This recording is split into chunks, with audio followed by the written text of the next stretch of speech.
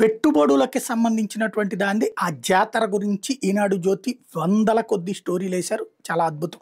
దీంట్లో నాకు నచ్చినటువంటి కొన్ని ప్రాజెక్టులు చూస్తే రామాయపట్నం దగ్గర చెక్కతో తయారు చేసిన ఇళ్లకు యూరప్, ఆస్ట్రేలియాలో మంచి డిమాండ్ ఉంటుందట. మన కార్మికులకు శిక్షణ ఇచ్చి పరిశ్రమలు ఏర్పాటు చేస్తే పెద్ద ఎత్తున ఎగుమతి చేయొచ్చని జూల్ గ్రూప్ సీఈఓ టామ్ వాలాండర్, జోవో సంస్థ సీఈఓ సందీప్ జక్కంపూడి చెప్తున్నారు. స్వీడన్కి చెందినటువంటి జూల్ గ్రూప్ తన భాగస్వామ్య సంస్థ జోవో ఆధ్వర్యంలో రామాయపట్నం దగ్గర 50 ఎకరాలు 300 కోట్లతో అత్యాధునిక తయారీ ప్లాంట్ ఏర్పాటుకు ఒప్పందం కుదుర్చుకుందట. దీంట్లో రామాయపట్నం ఫర్నిచర్ సిటీలో ఫ్రీ ఫ్యాబ్రికేటెడ్ ఇళ్ళు అంటే చెక్కతో ముందే నిర్మించిన తయారు చేసి నౌకల్లో ఎగుమతి చేస్తారట. ఇందుకోసం నార్వే, స్వీడన్ తదితర దేశాల నుంచి అనడానికి రాష్ట్రాలు అన్నారు, తదితర రాష్ట్రాల నుంచి భారీ దొంగలను దిగుమతి చేసుకుంటాం.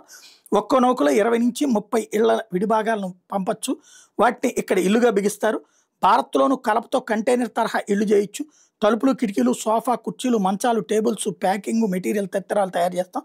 ప్రత్యక్షంగా పరోక్షంగా 20-30 వేల మందికి ఉపాధి కల్పిస్తామని చెప్తున్నారు. ఇది ఒక మంచి ఆలోచన. ఈ సక్సెస్ అయితే కనుక ఇండియాలో కూడా కట్టించుకుంటారు. ఏముందంటే ఇప్పుడు అదేది కంటైనర్ ఇల్లే తీసుకుంటున్నప్పుడు చెక్కతో తయారు చేసింది తీసుకొచ్చి మనకు సంబంధించినటువంటి పొలంలో పెట్టుకోవడానికి ఈజీగా ఉంటుందంటే కాదంటారు. కాకపోతే చెదలు పట్టకుండా ఉండాలి. ఎందుకంటే మన వాతావరణాల్లో వాటర్ వలన చెదలు పట్టే అవకాశం ఉంటుంది. అట్లా కాదటువంటి చూడాలి. ఇదే కాకుండా మరొకటి విశాఖపట్నం ఇంజనీరింగ్ కాలేజీలో పలు స్టాళ్ళు ఏర్పాటు చేస్తే అందులో రోబోటిక్ కెఫే ఉంది.